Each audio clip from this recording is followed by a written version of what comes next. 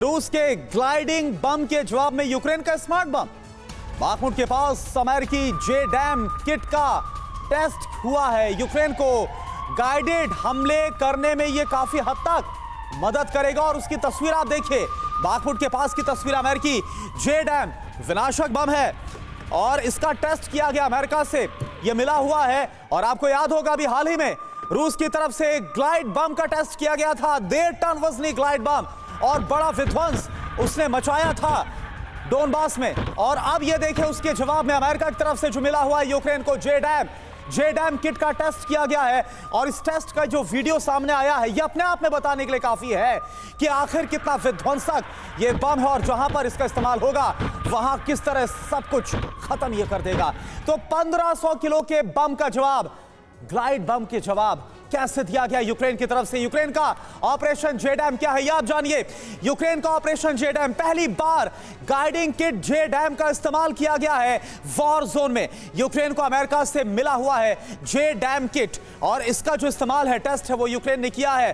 Bakhmut के पास कुर्दियोमोव्का में इस किट का JDAM का टेस्ट किया गया है वॉर जोन में। यह बहुत बड़ा मैसेज रूस को देने की कोशिश। यूक्रेनी आर्मी ने पहली बार किट से लैस बम को गिराया और कितना विध्वंस मचा सकता है इसको देखा गया। हाल ही में रूस ने 1.5 टन का, वो 1500 किलोग्राम का जो आपको हमने बताया था ग्लाइडिंग बम, ये गिराया था वॉर जोन में और बड़ा विध्वंस इसने मचाया था।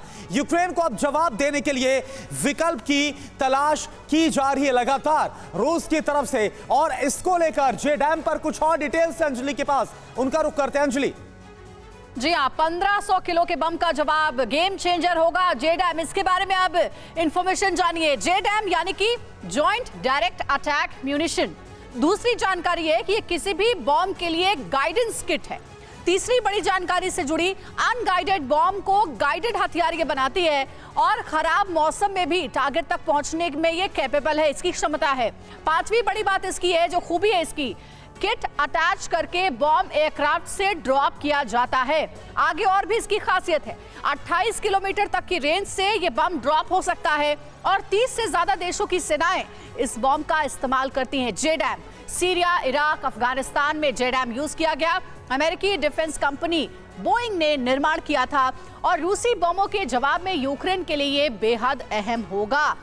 शरदेंदु सर हमारे साथ जुड़े हुए हैं और तमाम मेहमान भी जुड़े हुए। SP सिंह सर हैं, रोबिंदर सचदेवा सर है और राजीव सरदाना भी है, रक्षा विशेषज्ञ हैं, बता रहे हैं युद्ध में कौन सी रणनीतियां काम आ रही हैं। लेकिन शरदेंदु सर, शुरुआत आपसे करना चाहूंगी। JDAM अब यूक्रेन को मिलने वाला है, सीधा और सटीक सवाल, क्या गेम चेंजर होगा ये यूक्रेन के लिए? देखिए, JDAM एक बहुत ही महत्वपूर्ण किट है। इससे जो डंप वेपन जो बोलते हैं बॉम्ब, उसको स्मार्ट वेपन बनाया जा सकता है और जब इसमें वो अटैच किया जाता है तो ये एक पिन पॉइंट एक्यूरेसी के साथ इसको टारगेट पे लॉन्च किया जा सकता है।